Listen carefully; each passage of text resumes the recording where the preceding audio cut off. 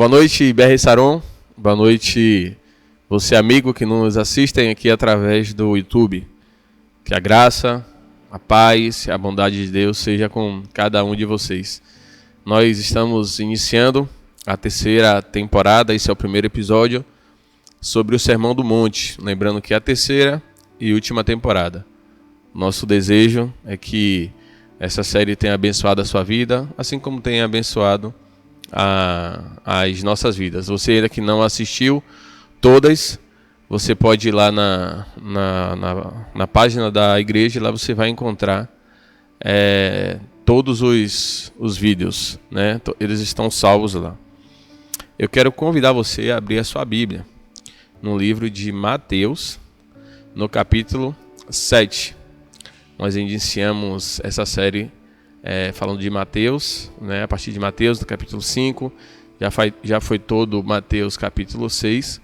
Isaac, semana retrasada, ele iniciou com esse último capítulo, que é Mateus 7. E hoje eu quero ler com vocês Mateus 7, do versículo 7 até o versículo 11, que diz o seguinte: peçam e vocês receberão aquilo que pedirem. Procurem e vocês acharão. Batam e a porta se abrirá. Pois todo aquele que pede, recebe. Qualquer um que procura, acha. Se vocês apenas baterem a porta, se abrirá. Se uma criança pedir ao pai um pão, receberá uma pedra em lugar disso? Se ela pedir peixe, receberá uma serpente venenosa? Claro que não. E se vocês, que têm um coração duro e são pecadores, sabem dar bons presentes aos seus filhos, o seu Pai do céu não dará muito mais seguramente bons presentes àqueles que lhe pedirem? Então, irmãos, esse texto aqui nós encontramos um chamado de Jesus à persistência na vida de oração. A gente falar de oração, oração é muito comum, era muito comum para os judeus. Os judeus tinham o hábito de orar 3 vezes ao dia. Eles oravam pela manhã, eles oravam pela tarde, eles oravam também pela noite. Então a prática da oração era muito comum na vida dos judeus. Só que nessas palavras aqui de Jesus, eu quero destacar coisas assim bastante interessantes. Jesus, ele diz que se você pedir, você recebe, que se você procurar, você acha, e se você bater, a porta se abrirá. Jesus está falando aqui que a oração, irmãos, a oração ela precisa ser uma oração constante. Nós ocidentais, nós como brasileiros, latino-americanos, nós somos muito imediatistas, queremos as coisas muito, né, para logo, as nossas orações sejam logo respondidas, que tudo logo aconteça. E muitas vezes também somos preguiçosos, talvez negligenciamos a oração. E a gente ora pouco, ou não insiste tanto em oração. Ora e acha que está demorando e desiste de orar, não mais ora, não mais fala, aí depois começa a murmurar, achando que Deus não lhe ouve. Isso somos nós, na nossa cultura, na nossa prática. Só que o que Jesus, através desse texto, diz aos seus discípulos, que a oração, a vida de oração, ela precisa ser continuamente, ela precisa ser algo que precisa ser insistente, precisa ser algo, um engajamento a essa vida de oração. Não é apenas eu vou orar uma vez, pedir e Deus vai ouvir. Pode acontecer? Pode. Só que Jesus nos ensina aqui nesse texto, e também lá em Lucas, no capítulo 11, que eu vou ler já, que a gente precisa ter essa prática, essa insistência, esse engajamento na vida de oração. Nesse texto, a gente vai encontrar e a gente vai perceber que, apesar de Jesus falar que todo aquele que pede, recebe, aquele que procura, acha, aquele que bater, a porta vai se abrir, apesar dessa fala, isso não quer dizer para nós que Deus ele tem a responsabilidade de ouvir a nossa oração e nos responder, porque é outra prática muito comum nossa e errada de achar que Deus é servo de nós. Nós que somos servo dele. Então, parece que a gente tem esse pensamento, esse mau hábito, esse mau costume de achar que Deus ele existe para providenciar as coisas que eu preciso. E não, o Senhor ele responde às orações, mas ele responde no tempo dele. Ele responde da forma dele e ele tem sempre o melhor para nós. Não é do nosso tempo, às vezes não é como nós queremos.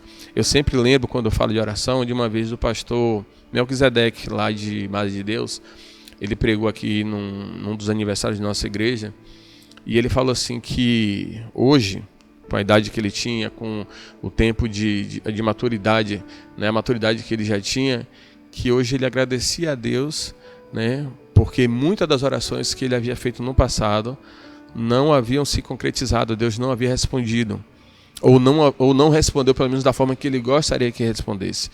E eu lembro que ele falou assim, hoje eu agradeço a Deus porque eu percebi que se muitas das coisas que eu pedi Deus fizesse para mim, talvez hoje eu não estaria mais na fé, talvez hoje eu já estaria desanimado, eu teria já me desviado. Então Deus sabe de todas as coisas, irmãos.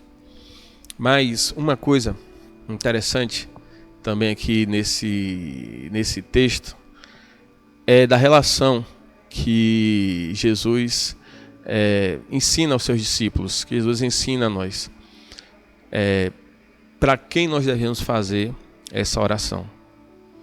A oração vai ser respondida, ela pode ser respondida, mas a gente precisa entender, a gente precisa ter esse consentimento de que o Senhor ele vai fazer as coisas da forma que aprove a ele fazer. Então nós vamos pedir a esse Deus, mas quem é esse Deus? Jesus ele fala de um Deus que ele chama de Pai. Deus como Pai. Ele usa essa figura e ele vai dizer no versículo 9, né, que se uma criança pedir ao pai um pão, receberá uma pedra no lugar disso? Claro que não. Para que melhor figura para representar de quem Deus é para nós do que a figura de um pai, né? Pode ser de uma mãe também. Por que eu falo isso? Porque quem é pai sabe quando o seu filho pede algo, né? Às vezes o quanto seu coração fica ali, né, inclinado a fazer o desejo do seu filho, mas você só faz aquilo que é melhor para ele. E Jesus aqui ele apresenta um Deus que é Pai, um Deus que se relaciona com os seus filhos. Importante falar isso, porque os judeus eles tinham eles tinham certo receio de falar no nome de Deus. Tanto que no Antigo Testamento, tanto que na tradição judaica, o nome de Deus é quase que um nome impronunciável. Hoje a gente conhece como Yahvé, como Jeová, mas eles não pronunciavam o nome de Deus, porque eles levavam à risca esse mandamento de que não se deve falar o nome de Deus em vão. Eles falavam, eles tinham Deus como Pai. Isaías vai falar isso, nos Salmos a gente encontra essa relação de Deus como Pai, mas muito uma relação da nação para com Deus, da nação que tem Deus como Pai. Só que Jesus aqui apresenta um Deus que se relaciona pessoalmente com você, que você pode chamar de Pai. E nesse texto, Jesus vai dizer no versículo 11 que se vocês que têm um coração duro e são pecadores sabem dar bons presentes aos seus filhos, o seu Pai do céu não dará muito mais seguramente bons presentes àqueles que lhe pedirem? Então, queridos, Deus, Ele é um Pai, e Ele é um Pai amoroso. A gente precisa entender isso. Eu não sei qual é a sua dificuldade, eu não sei qual é a sua luta interior. Eu já ouvi um relato, uma vez de uma professora minha, acho que eu até comentei aqui na igreja, também já tenho falado no meio da juventude, que uma professora que eu tive, ela disse que uma das suas alunas não conseguia chamar Deus de Pai. E depois de muita conversa, depois de muito estudo, de muito discipulado, acompanhamento, ela abriu seu coração para a professora e falou assim: olha, eu não consigo chamar Deus de Pai porque eu não tive um bom pai. Meu pai, ele abusou de mim, meu pai era um violento, e eu não consigo entender, ou eu não consigo assimilar essa imagem de Deus como pai, porque vem a imagem desse meu pai terreno. Talvez possa estar acontecendo assim com você. Talvez você tenha dificuldade de chamar Deus de Pai e entender que Deus, Ele é Pai. Que Deus, Ele é bom. Que Deus, Ele é bondoso. Deus sempre tem o melhor para nós. Eu aprendi desde os meus 17, 18 anos. Eu aprendi que Deus sempre tem o melhor. Às vezes a gente tem essa mania de pensar que não, o melhor de Deus ainda está por vir. Deus está preparando o melhor para mim. Queridos, se você entende que aquilo que você tem foi Deus que lhe deu, você precisa entender que é o melhor de Deus para você naquele momento. É o melhor de Deus para a sua vida. Se você entende que foi Deus que lhe deu, se você atribui a Deus, você precisa entender que é o melhor de Deus para você. E nós devemos, é uma prática diária, nos relacionar com Deus, a chamar Deus de Pai, a entender que Ele é bom, a entender que Ele é bondoso, a entender que Ele sempre tem coisas boas para nós. Eu falei de Lucas 11. Lucas 11 tem um texto muito parecido com esse. Jesus usa praticamente essas mesmas palavras. Lucas no capítulo 11, dos versos de 9 ao verso 13. Jesus diz: assim é com a oração. Ele está falando aqui de uma parábola do amigo importuno. E nessa parábola, Jesus fala de um amigo, que chega tarde da noite na casa do amigo, precisando de algo, precisando de alimento, precisando de alguma coisa. E esse amigo vai bater, insistir, até que o seu amigo abra. E no versículo 9, Jesus vai falar assim: é com a oração. Continuem pedindo, que vocês receberão. Continuem procurando, que vocês acharão. Bata bastante, que a porta se abrirá. Todo aquele que pede, recebe. Todos os que procuram, encontram. E a porta se abre a todo aquele que bate. Pergunto a vocês, que são pais: se o seu filho pedir pão, você lhe dará uma pedra? Se ele pedir peixe, você lhe dará uma cobra? Se ele pedir um ovo, você lhe dará um escorpião? Claro que não. E se a gente, pecadora como vocês, dá aos filhos o que eles precisam, não percebe que o Pai Celeste fará pelo menos o mesmo e dará o Espírito Santo àqueles que o pedirem?